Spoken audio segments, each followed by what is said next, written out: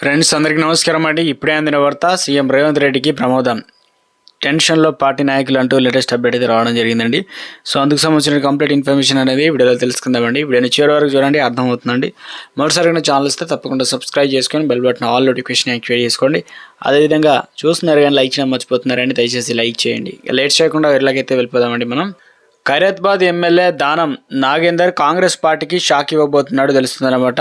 ఎందుకంటే 2023 అసెంబ్లీ ఎన్నికల్లో BRS ticket గెలిచి కాంగ్రెస్లో చేరిన ఆయన రేవంత్ సర్కార్ వ్యతిరేకంగా కామెంట్ చేయడం రాష్ట్ర రాజకీయాల్లో మరోసారి సంచలనంగా మారింది.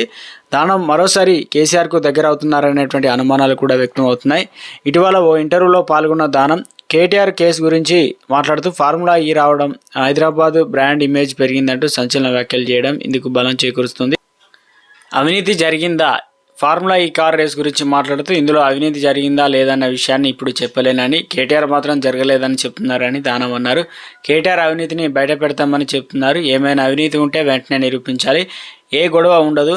ఇక ప్రజల్లో లేనిపోను కన్ఫ్యూజన్ మొదలైంది. అవినీతి లేనిది కేటీఆర్ నిరూపిస్తే సంతోషమే, అవినీతి జరిగితే చట్టమే శిక్షిస్తుందన్నారు. ఈ క్రమంలో కేసీఆర్ ఒక బోలశంకరుడు, ఒక గొప్ప నాయకుడు, పైకి ఆగ్రహంగా మాట్లాడిన ఆయనది సున్నితమైన మనసు అంటూ బీఆర్ఎస్ అధినేత పోవడంపై కాంగ్రెస్ పార్టీ సంచలనంగా రేపుతుందన్నమాట.